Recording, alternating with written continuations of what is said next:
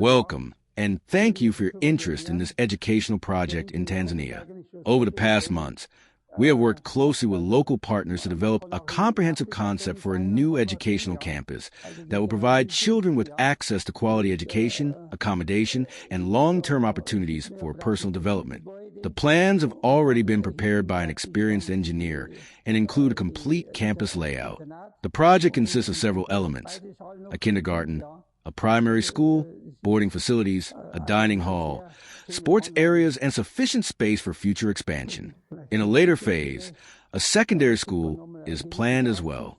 What impressed us most is that this is not just a collection of buildings. It is a carefully designed educational environment. The different facilities are integrated into a single concept that allows children to learn, live, play, and develop in a safe and supportive setting. The entire campus has been planned with open courtyards, green spaces, and recreational areas. Trees and landscaping are an important part of the design, creating a pleasant environment for students and staff. Sports facilities have also been included in the overall plan from the beginning. The layout has been developed in close cooperation with local stakeholders to ensure that the campus meets local needs while providing a high-quality educational environment for future generations.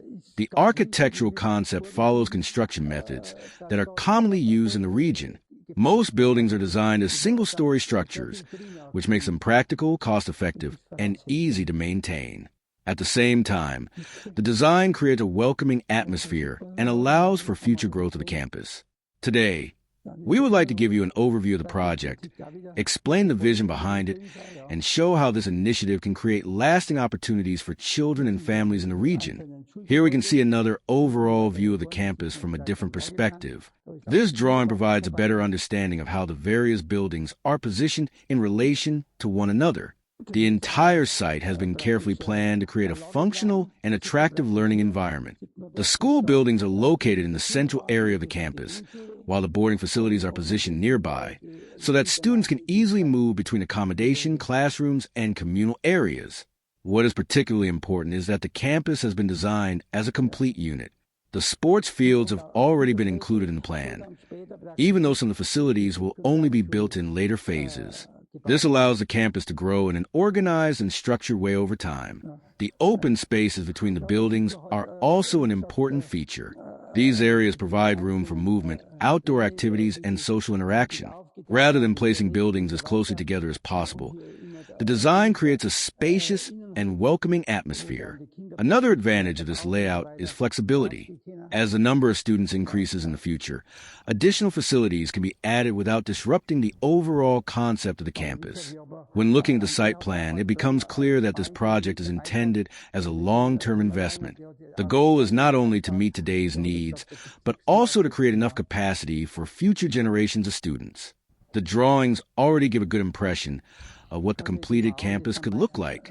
It is easy to imagine children learning, playing, and living here once all phases of the project have been completed. Overall, this view demonstrates the scale of the project and shows how carefully the different elements have been integrated into a single educational environment. This view shows the typical design of the buildings that will be constructed on the campus. Most of the buildings are designed as single-story structures. In this region, basements are generally not used, so the buildings are constructed entirely above ground. This approach is practical, cost-effective, and well-suited to local conditions. An important requirement for many educational projects is the integration of green spaces. For this reason, trees and landscaping have been included throughout the campus design. The objective is not only to create shade, but also provide a pleasant and healthy environment for students and teachers. As we look at the drawings, we can see that the buildings are arranged around open courtyards. These courtyards will become important gathering areas where children can spend time during breaks, meet their friends, and enjoy outdoor activities between classes. The combination of buildings and green spaces creates a campus atmosphere that feels open and welcoming. Rather than filling every available space with construction, the design intentionally leaves room for nature and recreation. This concept can be seen throughout the entire project. Whether it is the school buildings, the boarding facilities, or the common areas, every element has been planned as part of a larger educational environment. Another advantage of this arrangement is natural ventilation. The open courtyards allow air to circulate freely between the buildings, which is particularly important in the local climate. Overall, these designs show that the focus is not only on constructing classrooms. The goal is to create a campus where children can learn, play, and develop in a comfortable and supportive environment. As the project progresses, these green areas and courtyards will become an essential part of daily life on the campus and will contribute significantly to the overall quality of the educational experience. This site plan provides a more detailed view of the individual facilities that will make up the future campus. In this area, we can see the kindergarten, which will provide early education and care for the youngest children. Located nearby is the primary school, where students will continue their educational journey as they grow older. The boarding facilities are located in a separate section of the campus. These buildings will provide accommodation for students who live too far away to travel to school every day. By offering a safe and structured living environment, the boarding facilities will help ensure that more children have reliable access to education. One of the most important advantages of this layout is that everything is located within a single campus. Children can live, learn, and participate in community activities without long travel distances between the different facilities. The plan also shows the area that has been reserved for future expansion. Once the first phases of the project have been completed, this space will allow the construction of a secondary school. This means that the campus has been designed with long-term growth in mind from the very beginning. As student numbers increase over the coming years, additional educational facilities can be added while maintaining the overall structure and character of the campus. Another important feature is the clear separation of different functions. Educational buildings, boarding facilities, recreation areas, and future expansion zones have all been carefully arranged to create an organized and efficient environment. Looking at this plan, it becomes clear that the project is not only designed to meet current needs. It is a long-term investment that can grow together with the community and provide educational opportunities for future generations. The campus has been planned in a way that allows each new phase of development to build naturally upon the previous one, creating a sustainable foundation for long-term educational success. As we continue through the plans, we can now see more detailed drawings of the individual buildings and their internal layouts. These drawings show how the various rooms will be arranged and how the facilities will function on a daily basis. The plans include classrooms, sanitary facilities, storage areas, circulation spaces, and the central courtyards that connect the different parts of the buildings. The courtyards are a particularly important feature of the overall design. They provide safe outdoor areas where students can spend time during breaks, interact with friends, and enjoy fresh air while remaining within the protected environment of the school. The layout has been designed to create a balance between educational spaces and open areas. Instead of placing all activities inside enclosed buildings, the campus encourages movement and interaction between indoor and outdoor spaces. Another important aspect is the simplicity of the design. The buildings are practical, functional, and well-suited to their intended purpose. This helps to keep construction costs manageable while still providing a high-quality environment for teaching and learning. The plans also show the sanitary facilities and supporting infrastructure required for daily operation. These elements are often overlooked, but they play an essential role in creating a healthy and safe environment for students and staff. As we move through the different drawings, we can see that the same design principles are applied consistently throughout the campus. Similar architectural elements, courtyards, circulation routes, and open spaces are repeated across the different buildings, creating a coherent overall appearance. The objective is to create an environment that is easy to navigate, easy to maintain, and comfortable for both students and teachers. Good design is not only about how buildings look, it is also about how they function and how people experience them every day. These detailed plans demonstrate the level of preparation that has already taken place. A great deal of thought has gone into ensuring that the facilities will support education, accommodation, daily operations, and future growth. Overall, the drawing provides a clear picture of how the campus will function once completed, and how the different areas will work together to create a supportive educational environment for the children who will study and live there. The plans we are looking at here have already gone through the official approval process. All required drawings have been prepared, reviewed, and approved, which means the project is ready to move forward once the necessary funding becomes available. One particularly interesting aspect of these drawings is the roof design. If we look at the plans from above, we can clearly see the roof structures and the different roof shapes that have been selected for the various buildings. In Tanzania, metal sheet roofing is extremely common. Most roofs are constructed using corrugated or trapezoidal metal sheets, often in blue or similar colors. While the climate is very different from Europe, these roofing systems have proven themselves over many years and are widely used for schools, residential buildings, and community facilities. What is striking is that many of the roof designs are relatively sophisticated. Even though these are practical educational buildings, the architects have incorporated roof forms that add character and visual appeal to the campus. The roof structures themselves are also designed differently from what many people expect in countries with colder climates, since there is no snow load to consider. The supporting structures can often be built with smaller cross-sections while still providing sufficient strength and stability. As we examine the drawings more closely, we can see how the roof geometry contributes to the overall appearance of the campus. The roofs help define the character of the individual buildings and create a consistent architectural identity across the entire project. Another important aspect is ventilation. The roof structures and building layouts have been designed to support natural airflow, which is particularly important in the local climate. Good ventilation improves comfort inside the buildings and creates better conditions for students and teachers. These technical details may not always be immediately visible when looking at a completed building, but they play an important role in the long-term performance of the facilities. Good design is often a result of many small decisions that work together to create durable, functional, and attractive buildings. The engineering teams have therefore paid careful attention not only to the appearance of the campus, but also to the practical requirements of construction, maintenance, and day-to-day operation. As a result, the plans combine local building traditions with sound engineering principles, creating facilities that are well suited to the environment and capable of serving the community for many years to come. At this point, an important question naturally arises. Who will ultimately manage the project and ensure that the funds are used responsibly throughout the construction process? From the beginning, our intention has been to manage the project through our charitable organization and to apply strict controls to every stage of implementation, rather than transferring large amounts of money at once. Construction will be divided into clearly defined phases. The principle is straightforward. A construction phase is completed. The progress is documented. Supporting evidence and financial records are reviewed, and only then is funding released for the next phase.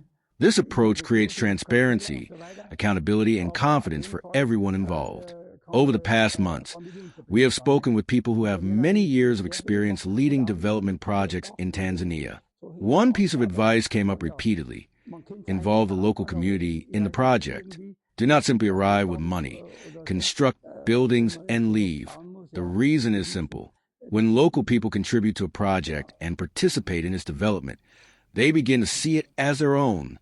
They are more likely to care for it, maintain it, and protect it in the future. If everything is provided from outside, without local involvement, that sense of ownership can easily be lost. This philosophy is very important for us. The long-term success of the school will depend not only on the quality of the buildings, but also on the commitment of the people who live and work there. Financial transparency is another key requirement. Since the project is located outside Europe, reporting obligations are particularly strict. Every donation, every transfer, and every project expenditure must be documented carefully. For that reason, dedicated project accounts have already been established. Funds can be tracked clearly, and financial records can be provided whenever required. This creates an additional level of assurance for donors and supporters. Fortunately, we are supported by experienced professionals who help us manage these responsibilities. Good governance, proper financial controls, and reliable documentation are essential if we want to build trust and operate the project in a professional manner. Ultimately, our goal is not simply to finance construction. Our goal is to create a sustainable institution that continues serving children and families long after the buildings themselves have been completed. By combining local participation, phase implementation, financial transparency, and professional oversight, we believe that this project can be delivered responsibly and successfully while creating lasting impact for future generations. Let us now look at the financial dimensions of the project and the challenge of turning these plans into reality. Based on the current estimates, the construction of the school campus will require an investment of approximately 600,000 euros. In addition to the buildings themselves, a further 200,000 euros are expected to be needed for furniture, equipment, educational materials, and the infrastructure required to operate the facilities effectively. Although these numbers may appear significant, it is important to understand them in the local context. Construction costs in Tanzania are considerably lower than in Germany and many other European countries. A major reason for this difference is labor cost. For example, a general construction worker may earn only around $1 per hour. Even skilled workers often earn far less than their European counterparts. While construction processes are sometimes less mechanized than in Europe, the overall cost advantage remains substantial. As a result, projects can often be completed at a fraction of the cost that would be required in Germany. This creates an opportunity to build high-quality educational facilities while making efficient use of donated funds. At the same time, lower costs do not mean fewer responsibilities. On the contrary, every euro that is donated must be used carefully and transparently. Our objective is not simply to build as cheaply as possible, but to create buildings that will remain functional and safe for decades. One of the biggest challenges going forward will be fundraising. A project of this size cannot be financed by a small group of people alone. It requires the support of many individuals, organizations, and companies that share the vision of creating educational opportunities for children. We are therefore actively looking for supporters who are willing to contribute in different ways. Some may provide financial support. Others may contribute expertise, contacts, or help raise awareness for the project. Large sponsors may even choose to support specific parts of the campus. For example, a donor could finance a classroom block, a dining facility, a water system, furniture, or another identifiable part of the project. This creates a visible connection between the contribution and the impact that it generates. What makes this effort particularly meaningful is the long-term value it creates. The facilities we build today will continue serving children for many years. Every classroom, every dormitory, and every piece of equipment contributes to better educational opportunities and a stronger future for the local community. This is why we see every donation not simply as financial support for a construction project, but as an investment in education, opportunity, and lasting social impact. With continued support and sufficient funding, we believe that this vision can gradually become reality and provide opportunities for generations of children in the years ahead. In addition to the educational buildings, another important facility is planned as part of the project. The first construction phase includes a dedicated storage and workshop building. At first glance, this may not seem as significant as the classrooms or boarding facilities, but will play a very important role during both construction and future operations. One of its primary functions is to provide a secure location for construction materials, tools, and equipment.